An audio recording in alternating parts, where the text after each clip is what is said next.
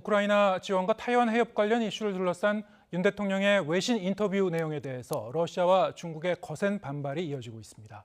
이 두 가지 이슈는 다음 주 한미 정상회담에서도 다뤄질지 주목되고 있는데요. 우리 외교와 국익에 미칠 파장, 김진아 한국외대 LD학부 교수와 함께 짚어보겠습니다. 어서 오세요. 네, 안녕하세요. 네. 지금 중국, 러시아 양쪽 윤 대통령의 이제 외신 인터뷰 내용을 보고 이제 거센 반발이 이어지고 있는데 일단 이제 중국 쪽부터 살펴보겠습니다.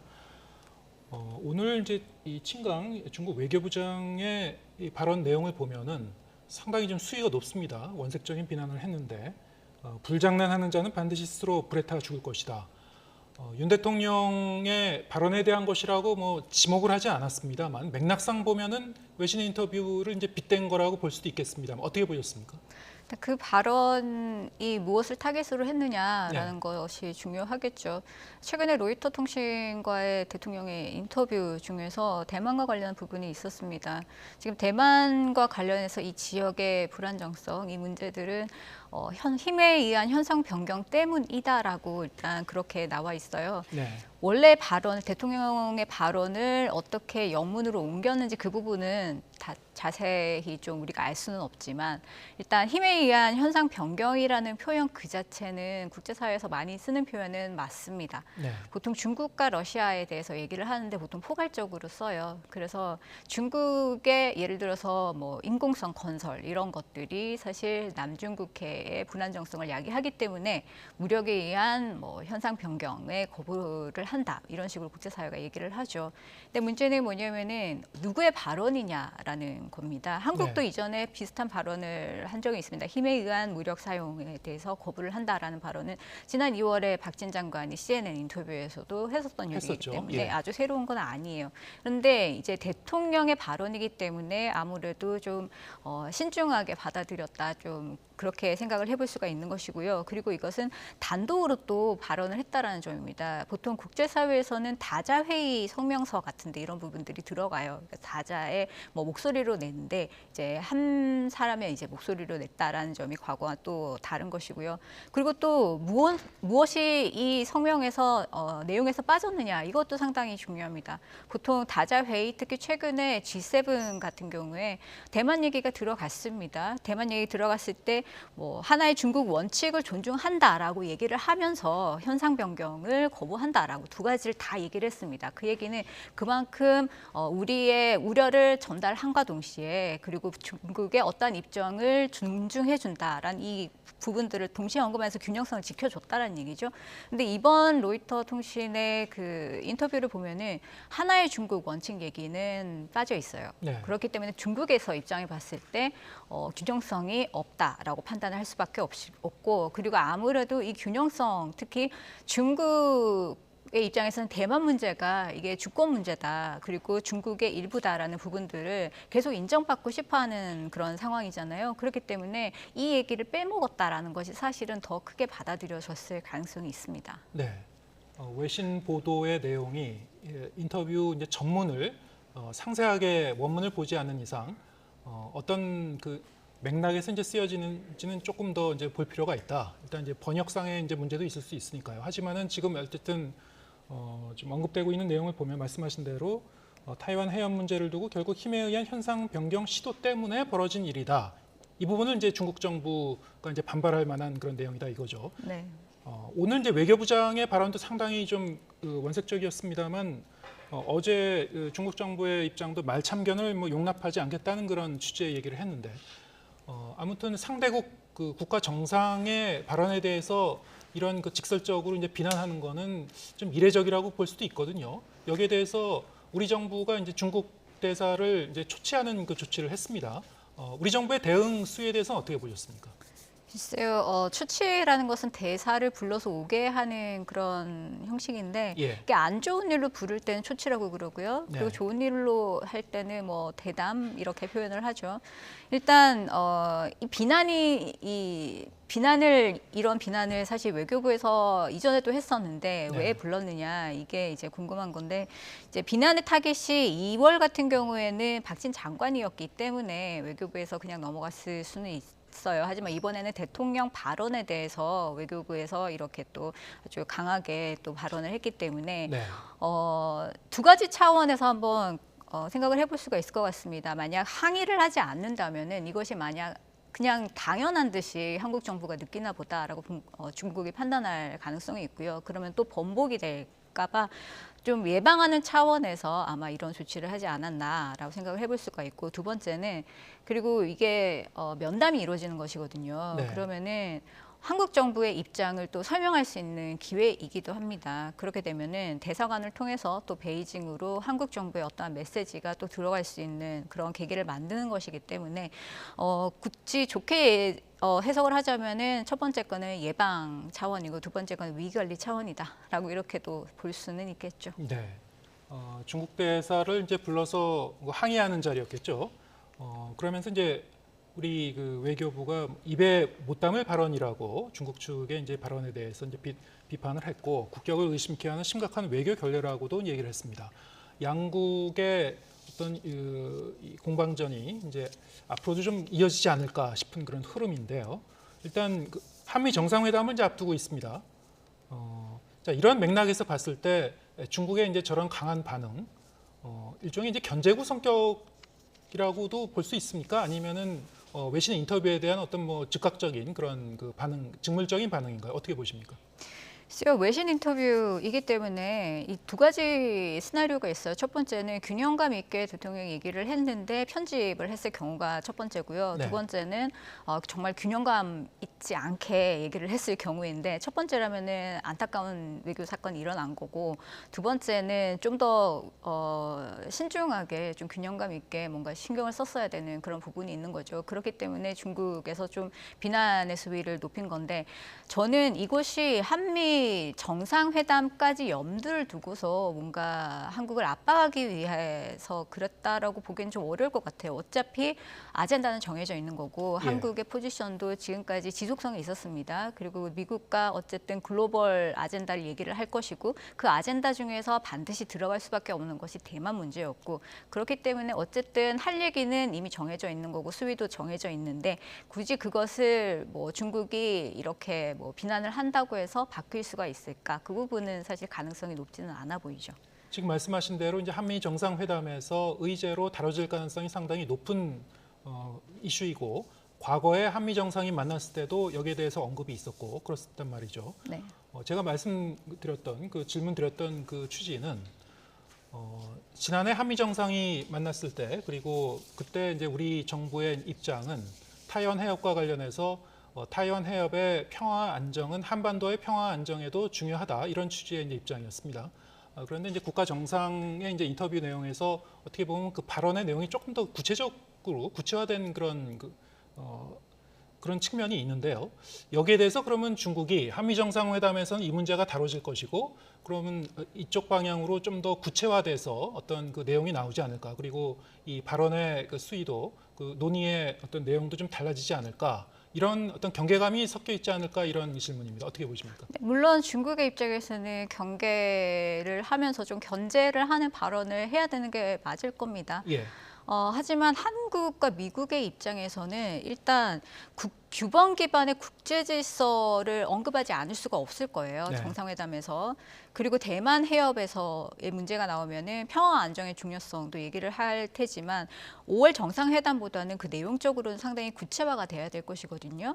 그러면은 어떠한 이 안정을 지키기 위해서 어떠한 형태의 공조를 할 것인가, 역할 분담을 할 것인가, 사실 그 부분도 염두에 두고서 정상회담이 이루어질 것이고요. 정상회담 아니더라도 이전에 뭐 정부와 민간 동시에 여러 가지 대화들이 있었습니다. 그 대화들에서 강조됐었던 것이 대만에서 어떠한 불안정성이 생기면은 미국과 미국 동맹들이 어떠한 방식으로 대응을 해야 되며, 그리고 역할 분담을 어떻게 해야 될 것인가, 이런 부분들이 상당히 구체적으로 논의가 된 바가 있기 때문에 그런 부분들이 이미 있었던 대화다라는 네. 부분을 말씀을 드리는 겁니다. 알겠습니다.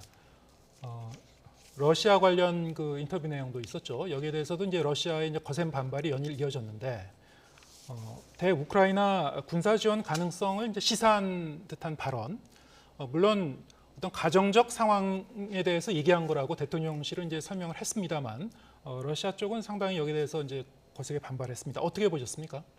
글쎄요, 그간의 한미 간의 여러 가지 지역 협력과 관련한 논의들이 다수가 있었습니다. 그 예. 연장선에서 사실은 이 문제가 얘기될 수밖에 없는 것이고요. 한국이 사실 모호성은 상당히 탈피를 했었던 거죠. 작년에 한미일 프롬펜 선언부터 시작을 해서 여러 가지 것들이 논의가 되었었고, 그리고 최근에도 4월 14일 날 한미일 안보대화 DTT에서도 사실은 우크라이나 얘기가 나왔습니다. 우크라이나와 연대를 할 것을 이제 얘기를 했었고요. 그리고 관련해서 올해 3월에 또 이제 새롭게 발족이 된 것이 한미 지역협력 실무 그룹입니다. 그럼 이 그룹에서는 결국에는 우크라이나와 포함을 해서 여러 가지 논의들을 할 수밖에 없는 그런 상황이었다라는 배경이 있고요. 이 발언은 근데 조금 이제 아마 러시아가 심각하게 생각할 수밖에 없는 게 이 인터뷰 내용의 그 여러 가지 면모들을 보면은 특히 이런 말들이 나옵니다. 우크라이나 지원에는 한계가 없다라고 되어 있습니다. No 예. limitations라고 되어 있거든요. 그러면은 한계가 없다는 게 무엇을 의미하느냐? 그보다 더 많은 군사 지원도 결국에는 가능하다라는 해석의 여지를 넓혀주는 그런 내용들이 들어가 있었다라는 거죠. 네. 그렇기 때문에 여기에 대해서 러시아가 좀 심각하게 반응을 할 수밖에 없는 것이고요. 사실 또 우리가 기억을 해야 되는 것이 한미 정상회담이 곧 있을 거기 때문에 이 부분을 또 일식하지 않은 게 아닐까 우리가 이제 추측을 해볼 수가 있죠.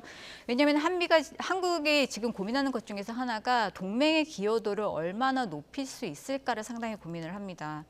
특히 현재 우크라이나 지원과 관련해 가지고 많은 연구소들이 각 국가들이 우크라이나에 어느 정도의 지원을 했는지 재정적인, 군사적인, 인도적인 지원 이런 것들을 계속 통계를 내고 있어요. 근데 지난 2월을 기점으로 봤을 때 EU 전체 회원국이 한 600억 유로 정도, 그러니까 단순 평균을 내보면은 한국가당 한 20억 유로 정도 그렇게 지원을 한 것으로 나오고, 일본 같은 경우는 60억 유로 정도로 나와요. 그런 보고서를 보면. 근데 한국은 2억 유로밖에 안 된단 말이죠. 그러면 한국은 동맹 기여를 일단은 해야겠는데 계속 이 수위를 높여 나가야 된다는 심리적인 압박감을 계속 느낄 수밖에 없는 그런 상황이다. 그러면은 재정적인 지원을 확 늘릴 수는 없고, 그러면 지금 할 수 있는 것들은 무엇이냐? 결국에는 군사적인 지원이 아무래도 옵션으로 고려될 수밖에 없는 그런 상황이다.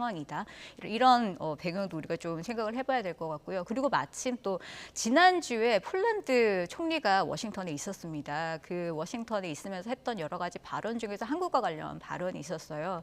지금 우크라이나 전쟁에서 러시아가 아무래도 탄약이 굉장히 많은데 우크라이나전은 포병전이거든요. 그렇기 때문에 탄약이 계속 모자란다라는 그런 발언을 했었고, 그리고 이와 관련해서 폴란드와 한국이 어떤 모종의 얘기를 한번 했었는데, 결국에 한국이 지원을 하려면은 미국이 직접적으로 여기에 관여를 해서 합의를 이루어낼 수밖에 없다라는 얘기를 한번 흘린 적이 있습니다. 그러면은 이런 것들을 종합을 해볼 때 한국이 일종의 여러 가지 지원 중에서 탄약도 포함을 해서 어떠한 입장을 가지고 있는지를 설명을 일단은 해야 되는 그런 시점이라고 판단했을 수도 있고요. 이런 여러 가지 정황들을 살펴서 아마 대통령실에서 인터뷰를 하지 않았을까, 그렇게 예측은 해볼 수가 있을 것 같습니다. 네, 그 말씀하신 이제 그런 맥락에서 우리나라 입장에서도 이 정부 입장에서도 상당히 좀 쉽지 않은 결정을 내려야 되는 그런 상황일 수는 있는데요.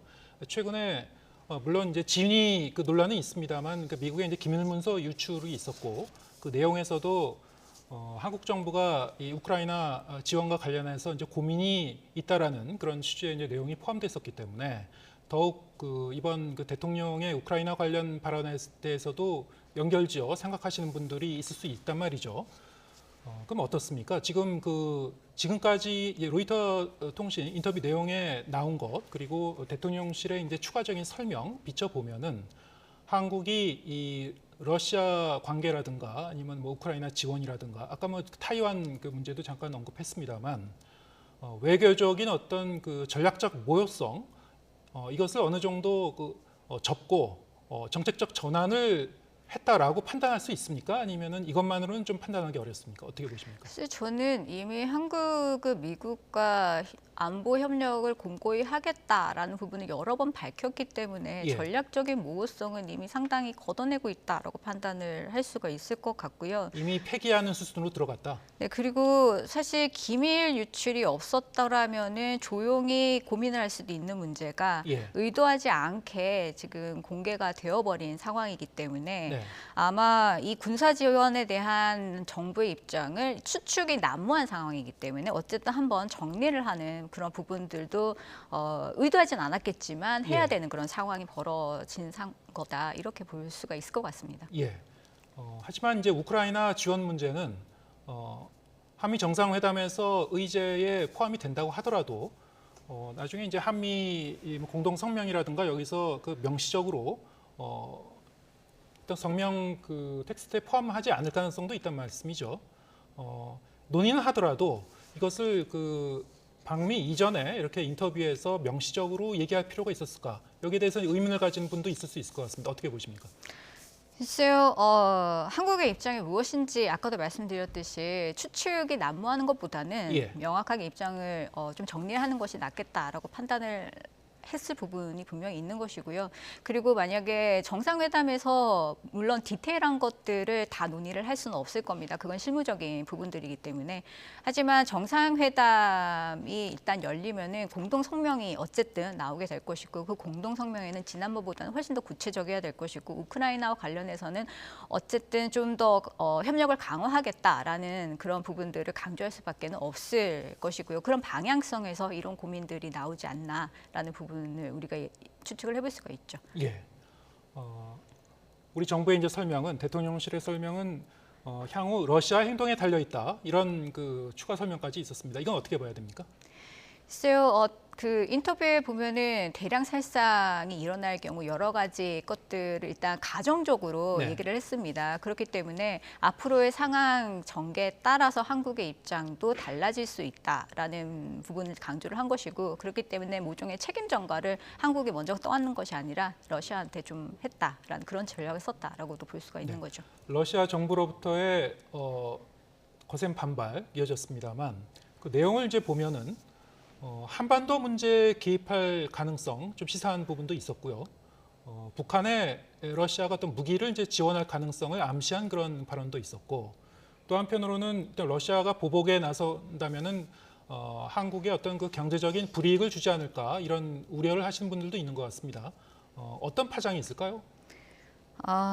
일단 좀 견제를 할 수밖에 없는 것은 아직은 정부 차원에서 살상 무기 지원은 그 단계는 아니다라고 밝혔기 때문에 그 다음 단계로 나아가지 말라라는 경고성을 발언을 한 것으로 그렇게 보이고요. 우리가 좀 주목해 볼 것은 이 러시아 정부의 발언이 좀 레토릭이 조금씩 고조되고 있다라는 측면을 좀 주목해 봐야 될 것 같습니다.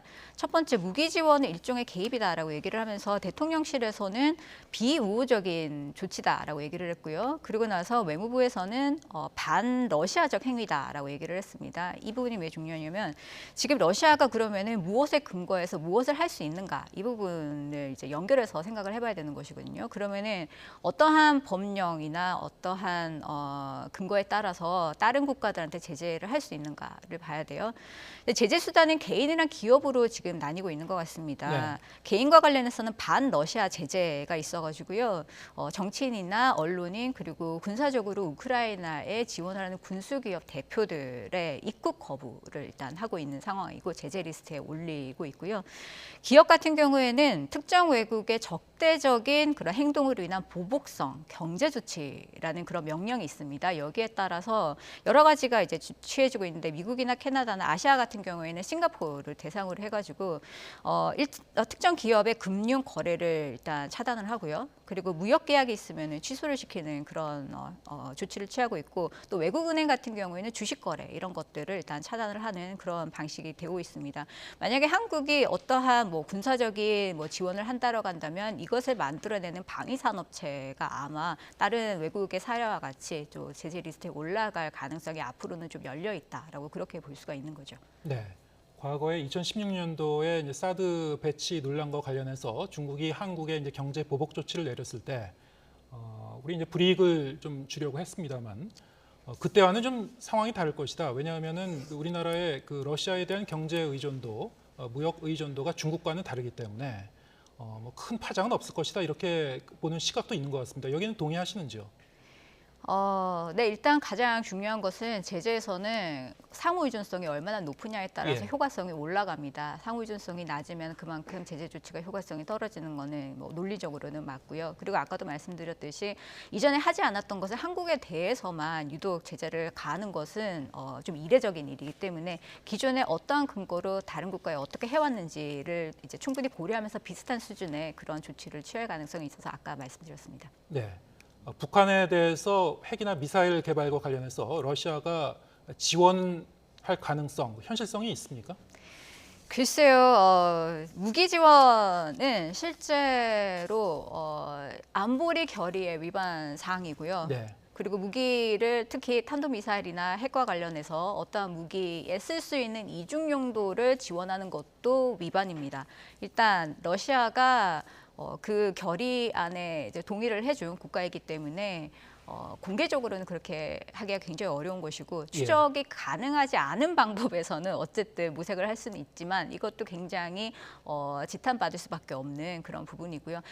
러시아가 단지 이제 조금 낮은 수준에서 뭔가 대응을 한다고 한다면 이전까지는 적어도 비핵화에 대해서는 중국보다는 상대적으로 한국에 우호적이었습니다. 그런 입장을 취하고 있었는데 만약에 그런 입장을 조금 변경을 시켜가지고 안보리에 어떠한 안건이 들어올 때 아주 적극적으로 이 안건들을 폐기하거나 거부를 하는 그런 조치를 취한다면 한국으로서는 외교적인 그런 노력들이 다 수포로 돌아가기 때문에 이런 부분들에 대해서 신경을 쓸 수밖에 없는 그런 위치에 있는 건 사실입니다. 그렇기 때문에 그런 영향력이라는 것 자체가 한국에 대한 일종의 레버리지가 될 수는 있죠. 예, 알겠습니다. 마지막으로 이제 한 가지만 더 여쭤보겠습니다. 이제 한미 정상회담을 앞두고 있기 때문에 지금 이제 이 대러시아, 대중국 이런 그 여러 가지 외교적 파장이 있었던 이유가 관련 이슈와 관련해서 이제 미국의 정책 기조와 우리나라 정부가 동조하면서 벌어진 어떤 파장이기도 해서요. 정상회담에 이제 윤 대통령이 가게 되면은 어떤 성과를 도출해야지 좀 성공적이라고 할 수 있을까요? 글쎄요, 아마 미국에서 받고 싶어 하는 것은 한국이 글로벌 파트너십을 이제 좀 외연을 확대하면서 보다 지역 문제에 더 많이 관여를 한다라는 모습을 보여주는 그런 수준이 될 것이고요. 한국의 입장에서는 그러면은 이제 주고받기가 돼야 되잖아요. 네. 그럼 한국의 입장에서는 아무래도 북핵 문제와 관련해서 확장 억제를 좀 더 강화하는 부분, 그리고 요즘 미국이 많이 강조하는 것 중에서 하나가 통합 방어라는 개념입니다. 예. 미국의 동맹국과 함께 어떠한 역할 분담을 하면서 군사력을 계속 운용을 한다라는 부분인데 그 부분에 대해서 좀 더 구체적인 얘기를 하는 부분이 분명히 필요할 것이고요. 그리고 최근에 키드 회의에서 또 합의를 한 게 있습니다. 동맹 현대화를 위해서 또 과학기술 협력을 추진한다라고 했던 부분, 그거는 한국이 보다 이제 많이 받아올 수 있는 그런 부분이기도 하고요. 그리고 여러 가지 위기 사태가 났을 때 전략자산 협의체를 이제 임시로 우리가 운영을 하고 있는데 그런 부분들을 조금 더 긴밀하게 운영하는 부분들, 그리고 그 외에 또 우주와 사이버 문제가 상당히 안보적인 측면에서는 큽니다. 예. 관련해가지고 여러 가지 각각 워킹 그룹이 존재하는데 이것을 어떻게 또 활용을 잘할 것인가, 이런 부분들도 이제 모두 함께 논의가 되는 것이 필요하다고 봅니다. 예. 아마 또 우리나라 기업들은 이제 반도체라든가 자동차 분야에서 우리나라 기업들이 앞으로 좀 불이익을 적게 받는 쪽으로 좀 협의가 되면 어떨까 하면 기대감도 있을 텐데요. 어떤 성과가 도출되는지 함께 보도록 하겠습니다. 김진아 한국외대 LD학부 교수와 함께했습니다. 고맙습니다.